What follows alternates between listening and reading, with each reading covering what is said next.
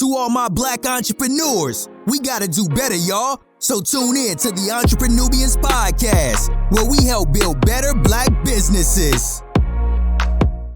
Hey. Welcome back to the Entrepreneurship podcast with me, your girl, Tiffany Nicole, the CEO, and that is Lash Trees. She be trying to sound all sexy.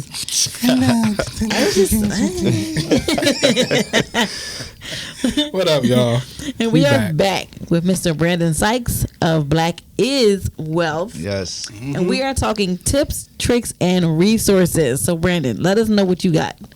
The first tip that I can give any business owner or any person that is thinking about getting into business is just do it, literally. Thank you for saying that so much. That is the number one thing that we have to understand. Once you get the ball rolling, it's just going to start clicking for you. Thank you. Don't be scared. Don't overanalyze, because I was one of those people that was overanalyzing everything. And I'm like, it had to try to be perfect for me to, start it. But sometimes you got to just start. You got to just go. Yeah. You have to just go with any idea. I remember when I was growing up, I always used to think of things that I can do to make money or be innovative. Right. So I probably was in 9th or 10th grade, and I'm thinking this was when apps first came around. So I'm thinking of apps that I can do. And one day I was just thinking I should make an app that you can scan your receipt and you just keep track of your business. QuickBooks. Literally, I swear I was, and I'm like, I had this thought, and I just never executed on it. And then a number of years later, QuickBooks comes out. Yep. That's crazy. So it's I used to use one called TaxBot. Yeah. I used to TaxBot. I would take a picture of my receipt. It would log it into the app, and it would be for you to use for your taxes at the end of the year. That joint was everything. Yeah. So you really gotta execute. Just if you have an idea, make sure you got your paperwork in order, get your trademarks, get your get all your legal stuff done. Get that legal stuff done, man, because you don't want to start something and then somebody come take it from you. And that can happen So just start, man. And when you're starting, do as much research as you can about the things that you want to purchase. So if you own a clothing brand, do as much research as you can, looking for different vendors. I use Alibaba a lot for my cut and sew stuff. So my sweatsuits, my hoodies, things like that. I go to them in my shorts. But for t-shirts are so easy to get. Everyone sells blank t-shirts. I get my t-shirts from S&S Activewear. But there's so many companies out there that sell blank t-shirts. You just gotta do a little looking, and these are high quality t-shirts. So you can find it. You really just gotta look. So I use Next Level 3600. Yeah. Hey, a lot of people talk about that. Yeah, so that you just have to pay attention. Yeah. Because like I said, the information is out there. You just got to pay attention to when the information is presented to you. Right. So with me, I just try to do as much research as I can. If I see something I like, I find a way that I can find it.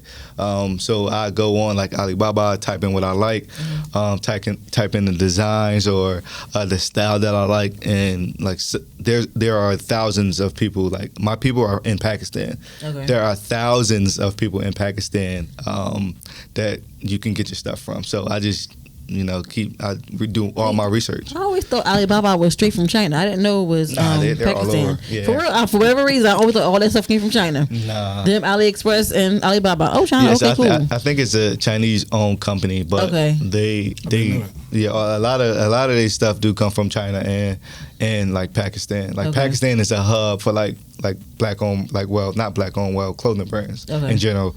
Because I know all the people that I know their own brands. They get their stuff from Pakistan. Oh, I learned something today, y'all. I did not know that. I'm telling you, all of these brands are using the same things essentially, just with different names. Wow. So you're going to have to find a way to stand out in some way. My way to stand out was my meaning, right. So I'm not that creative. I only have one logo, and I just came out with this kind of Basquiat kind of design. I didn't think it was like a Basquiat thing. I just gave my cousin the idea, and he just bought me this. What's Basquiat? What is that? He was a famous painter. Oh wow! Yeah, he was a Was he black? I think he was from New York. He was black. Jay-Z always talks about it. But I've heard the name. Okay. Yeah, Jay-Z always talks about him. Yeah, so Basquiat or something like that. I think I'm not a great speller, ladies and gentlemen. But yeah, it's this is my like second design, and I call it the King and Queen design. But I'm not really that creative, so I really got to come with a brand that means something. It got to be more than just a logo. Right. Yeah. Eventually, I'm gonna just hire somebody to do all the like design and stuff for me, because doing it myself, I only gonna take myself so far.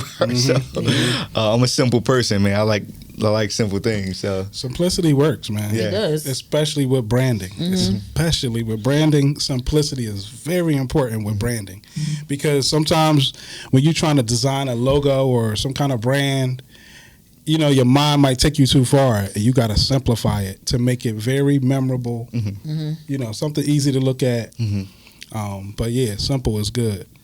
Yeah, man. Branding. Yeah, so I eventually I'm gonna start branching out, but like this is my classic logo, like the block letters, with the Black is Wealth underneath it, and I think I'm gonna rock with that. I'm gonna rock with this logo for I love it. The entirety of the brand for real. Yeah, I like it, man. Yeah, because it really draws people in. And the new one, it just gives it a little flavor. Right. Yeah, you just have exclusive pieces. Yeah. Stick with the basic and the straight to the point ones, and just have exclusive collections. Yep. So with me, once I got the design, so once you decide that you want to own a clothing brand, you're either going to do like embroidery or you're going to do like screen print. Some people do like the press on with the Cricut machine. If you're really trying to have a quality brand, it's okay to start out like that if you're selling to friends and family. But if you're really trying to have a quality brand, you got to bring quality to the merchandise that you're selling. Screen press. Yeah. So screen print, I really feel like this is one of the easiest ways, and the costly ways, I guess, because it's not that expensive.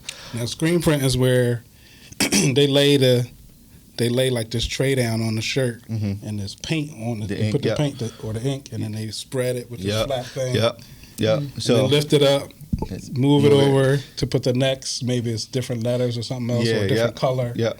Okay, yeah. Yeah, so and you can find screen printers like anywhere, but like I said earlier, with the ninja business, you gotta make sure you find the right one, because it's some shady screen printers out there. They will try to steal your merch. Yeah, so many people do shirts and shirt brands that it's all kind of jackleg, just bad ninjas out here. Yeah, selling shirts, printing shirts. Everything, stealing shirts. Yep. So I did all my research and got my people off like Google. So I found them on Google, the ninja business people, and then I also found a couple people out here like for screen printing, and they do a great job for me. Okay. And for my patches, so I have like this logo in the patch, a Chanel patch, and I got these from China. So and the people that own, Justin and Corey, that own Support Black Colleges, they gave me that plug because I read one of their books, and they have all of their vendors in there. Okay. So if you really trying to really be successful and own the clothing brand, I would definitely say go purchase their ebooks and stuff, because they give away a lot of information. Those are two very successful young black men. Yes, they are. And they don't, and they don't hold the information. They want everybody to be successful, man. And that's what I like about them. Yep, and I feel like that's how we got to be, because it can't be a crab in a barrel mentality. Because if you look at all these big corporations like McDonald's, Burger King, Chick-fil-A, if you see one, you're going to see a one right next to it. Yep. So they're not really competing against each other. Like, they're in the same vicinity, but they're not really competing against each other. No. So they're helping each other. Yeah, they don't care. They are helping. You notice how you go to a mall or any place where a lot of people gather, restaurants are always clustered together. Yep. Yep. If the restaurants were spread apart, or there was only one and another one was so far away, they wouldn't make money. Yeah. They cluster them together. Now they all make a lot of money. Yeah. They help each other being right next to each other because the people come and they got options. Yep. You know, us three go to eat together. We don't all want to eat at the same place. Yeah. If we got 10 restaurants here now, it's like, all right, well, I'm going here. Y'all go ahead options. over there. So they make a lot of money when they get together. Yeah. Just like McDonald's and Burger King. When they're close, it works better for them. Yeah, so I feel like those men over there, they really they really helping the culture out a lot. So if y'all really trying to grow a brand and y'all want to get some knowledge, I say invest in your knowledge. Like go buy ebooks and get into these masterminds because that's how I got here essentially. Right. Like last year, I was just telling y'all like the first time I went to Atlanta, I paid $3,000. Like that's the most I've ever paid for anything. To do what? To go to a mastermind. Oh, wow. That's when I met Corey. That's when I met Neo. Like that's when I met all these dudes. Game changer, right? Yeah, and it's really a changer. game changer. So I started building relationships with them. Through that, I met David Shands through like a Neo event, and I didn't even have to pay for that ticket.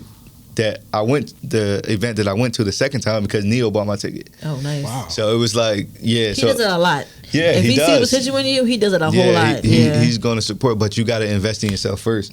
So invest in some knowledge, man. Go get these ebooks that these dudes are offering because you're going to learn a lot. Because I wouldn't have some of the stuff that I have if I didn't invest in that knowledge. That's some big advice that I can really give. Like if you see somebody with a big brand and they're trying to give you knowledge, no matter the cost, you're going to have to pay it. Yeah. You're going to have to pay it one way or another. Yes. So you're going to either pay it just trying to figure it out, or you're going to pay it. It's not a shortcut because you're going to still have to do the work, but you cutting the learning curve down because it's right in front of you. Right. So you don't want to do it on the back end trying to make up for mistakes you made because you didn't go pay for the knowledge ahead of time. Yeah, so getting these Chanel patches was way easier because I was looking before I bought the book. So when I bought the book, got the Chanel patches and was like, okay, I'm rocking with this now. So that's the patch here. Yeah, so it's a patch. So it's a hoodie, but it's like a Chanel patch on the front of it. And these sold like wildfire. Yeah, they're nice. Like I only have extra small left. How much did you sell them for? So I sold these for $80. Wow. Yes. Good job. Sheesh. Good job. I'm going to start printing Yeah, hoodies. so It's nice though, yeah. yeah, That's very So nice. to get this put on, it's not the same screen printer person as somebody no, else. these Embroidery. patches came from So China. long, right? Okay. So Yeah. they came on the hoodie from China or they the patches? I got the hoodie from SNS Okay. Activewear. The patches came from China, and then I got them sewn on. Shout out to Mr. O. He has a shop out here in Philly. Okay. Shout out to Mr. Oh, O. and Mr. O's in Philly? Yeah. We gonna Yeah. find Mr. O. We gonna get Mr. O number from you shout before out you to leave. Mr. O, man.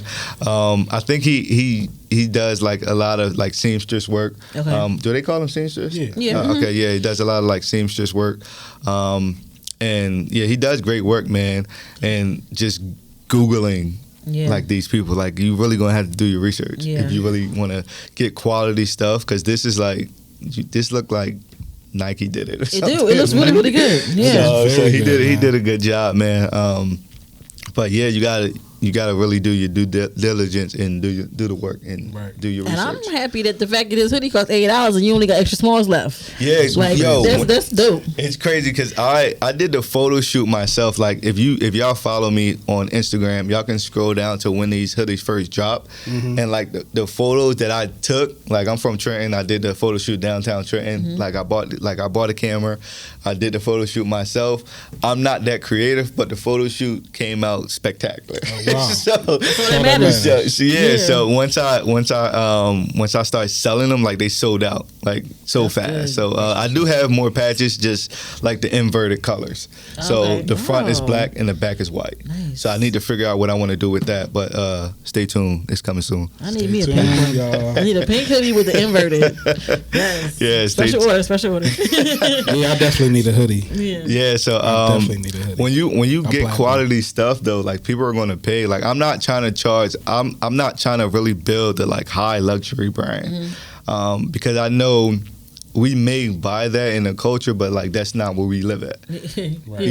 Yeah. So I want this brand to really impact people. So I'm trying to get it on as many people as I can. I sell my regular hoodies for $40. That's super affordable when like people are selling the same DTG direct to garment print for $100+ like. So I try to keep my stuff affordable.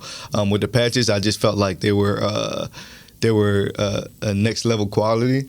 So I had to charge a next level price for it. Yeah, they look good. And obviously you put the right price on it because you only got extra smalls left, and I only got like 4 of those. So. And don't nobody even wear extra smalls. No, man, and that's my mistake. Like that's another thing of ninja business that I did. I didn't really pay attention because I didn't know, but that's not an excuse. I really didn't pay attention to the sizing that I should have got because I still have like stuff from last year that were I ordered too much of, like extra smalls. I have so much extra small stuff. Ladies, gentlemen, kids, if y'all are extra small, please go to the website because I have so much extra small stuff, man. Yeah, extra small is like a girl's medium. Yeah, like a little girl's medium. And it's like it's. I have so much like t-shirts. Wise, I haven't ordered like extra small black and white screen print tees in so long because I don't really sell many of them, but. From use them in here for display. Like. Exactly. So from small to like, I would say small to like extra large. That's the bulk of like the sizes that you really need. Okay. And medium to like medium to I would say extra large is really where like the money is made. Okay. Wow. Yeah. So medium to extra large. Yep. Yeah, that makes sense. Yep. It's pretty much average. Somewhere large probably sells the most, right? Or no? Yeah, so really, it's really the largest and the mediums that sell a lot because my shirts are unisex. A lot of females like the medium, males want like the large and the extra large. So I do sell out. Like I always sell out of like extra large though. Like always at every event. I believe the event that I did when I met you guys, I sold out of extra large there, and I had so many people coming to the table. I could have made so much more money. You just had more extra large. It's ridiculous. If I had all the merchandise in these hoodies, and if I had like all the merchandise that I needed, I would have made so much more money. So much more money, yo. It's crazy. That's all. Yeah, man. Yeah. That's why I try to get out and do as many pop-up shops as I can, so I can really understand like the business side of really like planning out and mapping out like what you need before you go to the pop-up. Because when I went to that one, I just like went off of, all right, let me take this, let me take 5 of these, let me take 5 of these. But at every other pop-up shop that I'm doing from now on, I'm taking everything. That's right. Take everything. I got one of them in here somewhere, lady. Hold on. Yeah, so you can learn a lot just by doing your research, and even you can find a video on that. It's some people. I think the guys that own Nick and Marlon that own World and Vision, like they have a video like talking about like how you should like approach a pop-up shop, with merch wise. So if you really want to be successful, man, and you really want to like take your business to the next level, you just gotta go to YouTube University, man. Right. You can find a video. You can find a video. I say it all the time. Yep. And you watch this one too. You can find a video on that, man. So I mean, yeah, you tune in here. I mean, I spoke a lot about the things that I learned by just doing research, man. And it's the knowledge is out there. You just can't be lazy. You just got to go find it. Yeah, I think everybody wants everything so instantly, and they just want the end result. Yeah, that whole learning process is like, I'll do that later, but it affects your business. Like you have to do the research in the beginning to understand where you're trying to go. Yeah, I really feel like owning the business is like working out, trying to get in shape, because you can go hard for one day and you can be sore and you can feel like you really did something. But if you don't go back, that one day means nothing. It means nothing. That one day means nothing. And I have a problem with this myself because I was an athlete all my life. So like ever since I graduated college and I don't really work out anymore. Like when I was an athlete, I was working out like every day. So ever since I graduated college, it's like now I really don't get a chance. I have multiple chances to work out, but I just don't work out. And I'll be going, and I'll be going to the gym, and I work out, and then I'll be like, all right, I did good, I deserve a break. But nah, you got to be consistent with this, man. Yeah. You really You can't say that with your business. You can't. All right, we did good yesterday. Let's take a break. You can. Nah. So I look at it like when I go to a pop-up shop and I make a decent amount of money, I try not to think about it. I need to train myself not to think about it because I'm just going to get complacent. I mean, it's human nature to like do well and then like feel yourself a little bit and then get complacent. But in business, you can't do that. You can't do that because that's how everybody going to catch up to you. Because you're really competing against a lot of people, a lot of brands. So you really got to stay on it. And I feel like I'm lacking that with like my content, especially like on Instagram and stuff. I'm getting more creative as time goes on, but I feel like that's one thing that I lack. But like I said, you can find a YouTube video on how to be more creative in some way on Instagram. Like, so that's, I've been looking at them all week. Yeah, that's not really an excuse. You really just got to be consistent with it, though. Yeah. Yes. So, if nothing else, consistency. yeah, treat it like you're going to the gym and you want to work out. Fall in love with the process and not the end result. Because if you really like going to work out and you go to work out every day, you're going to be in shape. Like no matter what, you're going to be in shape. If you're doing it every day, you're going to be in shape. Going to. Yeah. In So a matter of 3-4 months, yeah, you can be like, damn. Yeah, so you really got to fall in love. I mean, I've heard multiple people say this. You really got to fall in love with the process, not the result. You do. You do because If the process is serious. Yeah, yeah. So I'm it's in love with the process, not the result. yeah, it's crazy because it's like that's real. It is. Like if you really just fall in love with the process, like the grind of going to these pop-up shops, setting up, talking to people, like engaging. If you really fall in love with that, like at some point something is going to catch on, and then your business is just going to boom. Yep. You're going to network with the right entrepreneur at one of these pop-ups. Yep. And they're going to take a liking to you, and they're going to say, well, guess what? A friend of mine is in charge of the so-and-so down at the whatchamacallit. Yeah. So if you free that day, come through. I can get you in with me. Yeah. You know what I mean? Something like that. Stuff like that happens all the time, man. Yeah, and man. if you aren't in position for those things to happen, you lose. Mm-hmm. So stay in position, y'all. Yeah, man. You gotta just keep going, man. Like stay consistent. Keep doing what you have to do. Like love the process, trust the process, because eventually you're gonna get there. Yeah. Like you're gonna get there. Don't get so down, because I have months or weeks that I don't sell a thing. Not many people come to my website, but I don't let it bother me because I know, like in the long run, like I love this. Yeah. So in the long run, I'm gonna be good. It's just it just takes time to get there. It does. You know, and it that's takes the time. thing. People get so discouraged by something like that. Yeah. Oh, no one bought anything in a month. Okay, well, we got to figure something out. Yeah. Like whatever I'm doing right now, obviously is not working. Yeah. So let me change this up and do something else. And I feel like a lot of us do that. Like a lot of us, we expect like instant success, but the world does not work like that. No, it does It not. may work like that for some people, but for majority of the people, the world does not work like that. If you listen to these people talk about how long they built their brands, even though it may look like overnight success, they grinded to get it there. And went through hell along the way. Yep. Yeah. They had all kinds of hoops, hurdles, Yep. setbacks, misfortunes and mishaps, and you name it. And all the good things that go along with that too. Yep. Yeah. And even if you do have some sort of overnight success, you make a post, the post go viral, you get a lot of followers. If you do not know how to handle that, Yeah. you're going to Then fumble what? the bag. Yep. You're going to fumble it. Yep. And you learn everything you need to learn throughout the journey, not when you accomplish the result, I should say. Yeah. So that's the most precious time, Yeah. is the journey. Yeah, it's the journey, man. Like the journey really teaches you a lot. It does. That's where I've you learned learn all the lessons. I've learned so much about myself, like in these 2 years, I should say, because it's almost 2 years now, of owning this brand, and I learned, throughout my whole life. You know, I was always the shy kid. I ain't really like talking.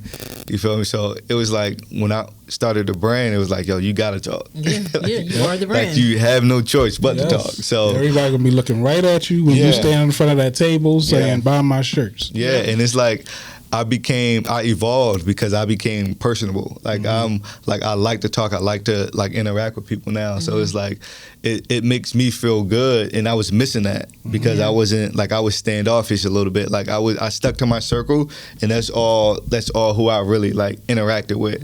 You know, but like now it's like I interact with as many people as I can. I feed off people's vibes, so I really learned that in the journey. And if I would have had overnight success when I first started the brand, it would have threw me off. Because I would have been like, I don't know what to know what to do now. I don't like to talk. You'd have made the wrong next move. Yeah. You'd have made the next move according to this 5 minutes of success. And it would be the wrong thing to do for your business. So I forced myself to do a lot of uncomfortable things, like walking around the mall, handing out cards, talking to people. That's why it's so natural for me. Like if I do a pop-up shop, it's so natural for me to just to talk. Like, hey, my name is Brandon. This is what it's so natural to do that now because I learned that throughout the journey. But like if I would have got that overnight success, I would just expect people to, they're going to see the brand, they're going to like it, they're just going to come to the table. It doesn't work like that. The world does not work like that. But you're gonna learn a lot throughout the journey, man. So stay consistent. Damn, he barring us up, y'all. Right, exactly. Bars for days. So, thank you, Brandon. I appreciate it. Tips, tricks, resources. We got it all, man. We got it all. Yes. Stay tuned, y'all. We coming back with the book club. Brandon gonna tell us about what he's reading. We're gonna tell him about what we reading. Right. And we'll be back.